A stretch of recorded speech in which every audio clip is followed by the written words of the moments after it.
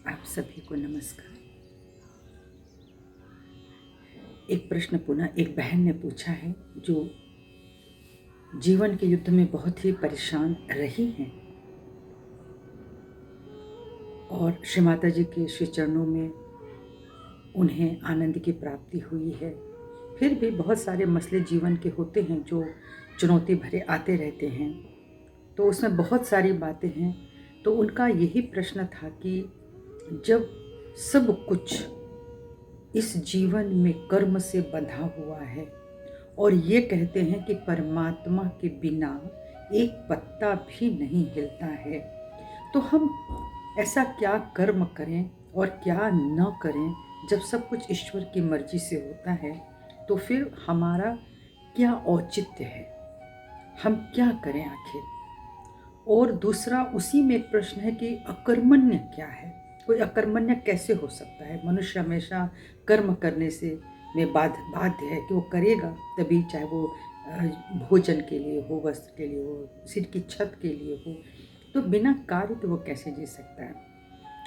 तो एक बात मैं ज़रूर कहना चाहूँगी कि ये हमें स्पष्ट कर लेना चाहिए कि कर्म करना मनुष्य का अधिकार है। किस प्रकार का कर्म करना है उसको वह स्वतंत्र है। मनुष्य ने उसे पशु नहीं बनाया है, अपने पास में नहीं रखा है, उसको एक स्वतंत्र बुद्धि दे रखी है। उस बुद्धि के अनुसार वो निर्णय कर ले कि वो किस रास्ते पे जा रहा है। और इतना संज्ञान सभी के पास होता है, मनुष्य के पास, कि पाप क्या है पुण्य क्या है। जब भी आप कुछ गलत काम करेंगे, आपके पास एक आत्मा है जिसने ये जीवन लिया है, वो हृदय है, वो बताता रहता है कि ये गलत है। ठीक है, एकदम ही कोई बेवकूफ़ निरा मूर्ख या पागल होगा तो उसे ये नहीं पता होगा कि जो गलत काम कर रहा है, गंदा काम कर रहा है, उसका असर उसके जीवन पे कुछ पड़ेगा भी कि नहीं पड़ेगा। इसी तरह से जो लोग ज्ञानी दानी महान होते हैं वो क्यों होते हैं, कई अध्यात्म में प्रवृत्त होते हैं, वो क्यों होते हैं। वो इसीलिए होते हैं कि उनको पाप और पुण्य का एकदम साफ जो स्पष्टीकरण होता है वो हो जाता है उसके समक्ष। नीची चेतना वाले इसको समझने की कोशिश नहीं करते हैं, वो निम्न श्रेणी में ही, मनुष्यता में भी निम्न श्रेणी के वो लोग मनुष्य होते हैं। तो इस गीता का जो श्लोक कहा गया है, कर्मण्येवाधिकारस्ते मा फलेषु कदाचन, भगवान ये कभी नहीं कहते हैं कि कर्म मेरे हिसाब से होगा। वो कहते हैं कर्म तुम्हारे हिसाब से होगा, तुम करो, तुम स्वतंत्र हो, मैंने तुम्हें छोड़ दिया है। लेकिन ये याद रखना कि जो उस कर्म वृक्ष का जो बढ़ते बढ़ते फल लगना होता है ना, वह प्रभु के हाथ में है। वह प्रभु के बिना आपको एक पत्ता, जो आप कह रहे हो ना कि एक पत्ता नहीं हिलता, तो नहीं हिलता है। आप अपनी मर्जी से किसी भी प्रकार का फल प्राप्त नहीं कर सकते हैं। किस कर्म का फल कब मिलेगा ये भी मनुष्य नहीं जानता है। आज का कल मिलेगा या अगला जन्म में हो जाएगा। इसी तरह से बहुत सारी चीज़ें तुरंत मिलती हैं और कई नहीं मिलती हैं, तुरंत उसका फल नहीं मिलता है। इसीलिए मनुष्य अपने अहंकार में चला जाता है कि हम तो ऐसे लूट रहे हैं, हम रिश्वत खा रहे हैं, हम तो किसी की हत्या भी कर दे रहे हैं, हम कुछ भी कर ले रहे हैं, मेरा कौन बिगाड़ सकता है। सब कुछ बिगड़ जाता है। रावण का बिगड़ गया, पूरा खानदान समाप्त हो गया। इसी तरह से जितने भी अहंकार हैं आप करें, आप शक्तिशाली बन सकते हैं, परंतु याद रखिएगा कि हर असुर का मर्दन हुआ है। तो जब ये बार बार हम त्योहारों के द्वारा, किसी न किसी अपने कहानियों कथाओं, जो पौराणिक कथा उनके द्वारा हम जानते हैं इस बात को कि हम गलत करेंगे तो बचेंगे नहीं, फिर भी गलत हो रहा है, फिर भी गंदगी हो रही है, फिर भी युद्ध हत्याएं हो रहे हैं। वो कौन लोग होते हैं, वो उसी चेतना के लोग आते हैं। लेकिन उसी में से बहुत अच्छे लोग निकल रहे हैं, बहुत ही कारुणिक निकल रहे हैं। आज आपको लगता होगा कि उनके पास परेशानी आई है, लेकिन आगे उनका जीवन सुरक्षित है। उनका जो कर्म वृक्ष जो बढ़ता जा रहा है, उसका फल वो सुंदर होना ही होना है। यही सत्य है। इसलिए आप कर्म करें तो ये सोच के करें कि ये प्रभु नहीं करा रहे हैं। एक भाई जब सहयोग में आए तो उन्होंने बोला कि हमें रिश्वत लेनी पड़ती है, तो हम क्या करें, हमारे पास ऐसे ऑप्शन हैं कि हम ही बीच में हैं, तो ये यहाँ तो सहज में बिल्कुल भी कोई रिश्वत नहीं ले सकता, कोई गलत काम नहीं कर सकता। जो कर रहे हैं वो भोगेंगे, लेकिन कोई करता नहीं, करना भी नहीं चाहता। जिसकी कुंडलिनी जागृत हो, जिसके चक्रास साफ हो रहे हैं, जिसके लोग प्रतिदिन मेहनत कर रहा है, तो वो गलत काम क्यों करेगा? नहीं करेगा ना, उसको परिणाम पता है एक्चुअली। तो उन्होंने कहा मैं बीच में हूँ, मैं कैसे मना करूँ, इससे तो मुश्किल हमारे जॉब पे पड़ जाएगी। तो वही हम लोगों ने यही बताया कि अब आप एक कमल के समान हैं, कीचड़ में हैं, लेकिन जैसे वो खिलता है कीचड़ अपने आप हट जाता है। तो आप परमात्मा पर विश्वास कीजिए, आप उनसे कहें, साक्षात्कार हो चुका है आत्मा से, आप अपनी बात कहें, वह बिल्कुल भी टाला नहीं जाएगा। ऐसी सिचुएशन आ जाएगी कि आप वहाँ से हट जाएंगे।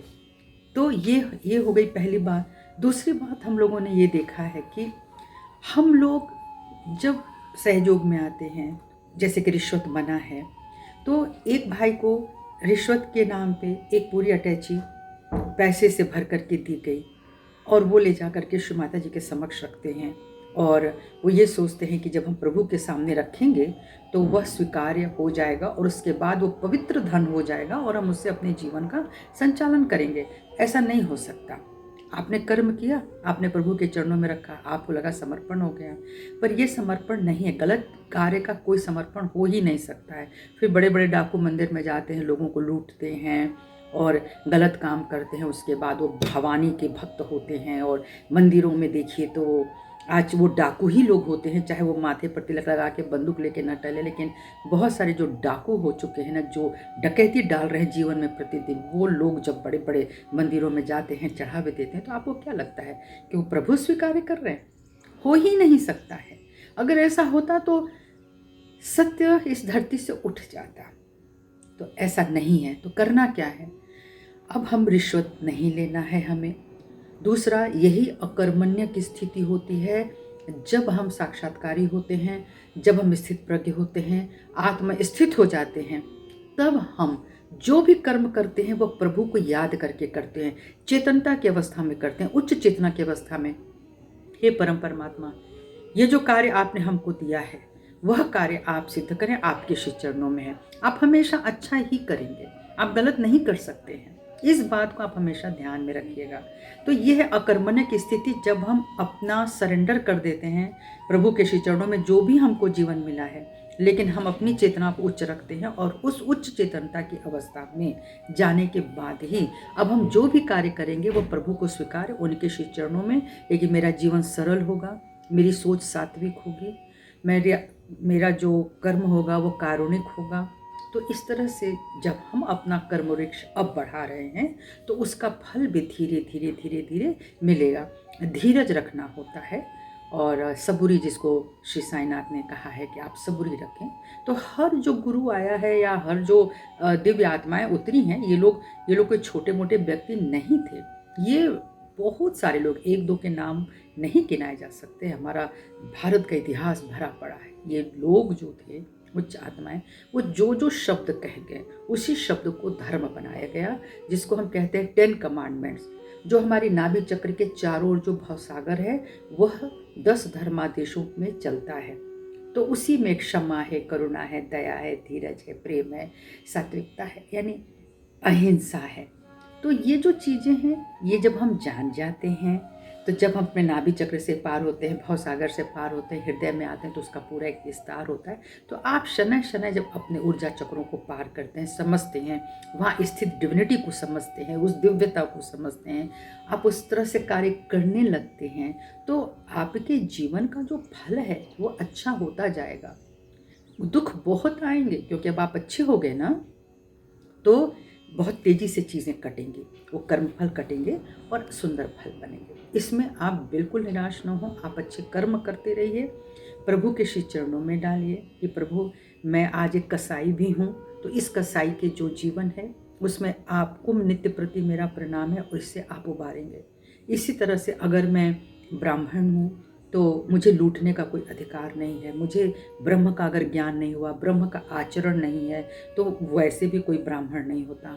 जो विप्र हैं, जो दीन हैं, जो ज्ञानी हैं, हमें जरूर उनके प्रति बहुत ही श्रद्धा रखनी है। और सबसे बड़ी चीज़ है कि जब हम ब्रह्म में रमण करते हैं तो वो हर इंसान हो सकता है ना। ब्राह्मण कोई टैग ऐसा नहीं है कि उस जाति में हुआ। कहने का मतलब है कि जाति तो वही है जो कभी जाति ही नहीं है, तो वो मनुष्य की जात होती है, पशु की जात होती है, वृक्ष की। तो ये जो जाति धर्म है वो एक अलग चीज़ है। तो हम में से हर कोई ब्राह्मण हो सकता है, वह जो ब्रह्म में रमण करे। जो ब्रह्म में रमण करता है वही स्थित प्रज्ञ हो जाता है। जो स्थित प्रज्ञ होता है वो विशुद्ध अपने साक्षी भाव में आ जाता है। वो गलत नहीं करेगा, गलत नहीं सोचेगा। फिर तो प्रभु जो कराएंगे, जो लिखा है वो तो होगा सामने, वो तो आएगा, क्योंकि वो पहले सामने कर लिया है। तो हर किसी का कर्म भोग अलग अलग होता है। इसीलिए तो लोग अपनी भावनाओं को बस इस तरह से बता सकते हैं कि हमें ऐसा मिला, हमारे साथ ऐसा हुआ। हर किसी को लगता है कि मैं सबसे ज़्यादा दुखी हूँ। दूसरा व्यक्ति को सुनो तो लगेगा कि वो सबसे ज़्यादा दुखी है। यानी दुख के इतने प्रकार हैं कि मनुष्य भ्रमित हो जाता है। और कभी कभी उसको लगता है कि वो सामने वाला बहुत अच्छा है। ऐसा नहीं हो सकता है। सामने वाले के जीवन में झांक के देखिए, आपको बहुत सारे दर्द मिलेंगे। तो बिना दर्द का जीवन नहीं है। कर्म हमारा अकर्मण्य बन जाता है जब हम स्थित प्रज्ञ होते हैं, आत्मस्थित हो जाते हैं। प्रभु से हमारा जो कनेक्शन होता है वो बनता है। ये कोई मजाक बात नहीं है, बनता है। दिखेगा नहीं आपको, लेकिन अपने को पता चलेगा कि कनेक्शन है। आप जो सोच रहे हैं अब उसका मान हो रहा है। आप जो कर रहे हैं उसका सम्मान हो रहा है। कौन कर रहा है? प्रभु कर रहे हैं। ये जो हमारी बुद्धि, जो मेधा है, कौन दे रहा है? प्रभु दे रहा है। जब तक देना चाहेंगे वो देंगे और हम उसी हिसाब से कार्य को करेंगे। तो ये हो गई अकर्मण्य। और दूसरा, उनकी मर्जी के बिना एक पत्ता जो नहीं हिलता है वह है फल वृक्ष का पत्ता। वो आपके हाथ में नहीं है। आप उनकी मर्जी से वह मिलता है। इसलिए कहा जाता है कि प्रभु के बिना कोई पत्ता नहीं हिलता है, क्योंकि हम जो सोचते हैं वह हमको नहीं मिलता है। जो चाहते हैं वह नहीं होता है। क्या होता है? जो प्रभु चाहते हैं। सब कुछ उनका किया होता है। इसलिए ये सारे जो भ्रम होते हैं इनको हमें दूर करना ही चाहिए और सदैव प्रसन्न रहें। आप सभी को मेरा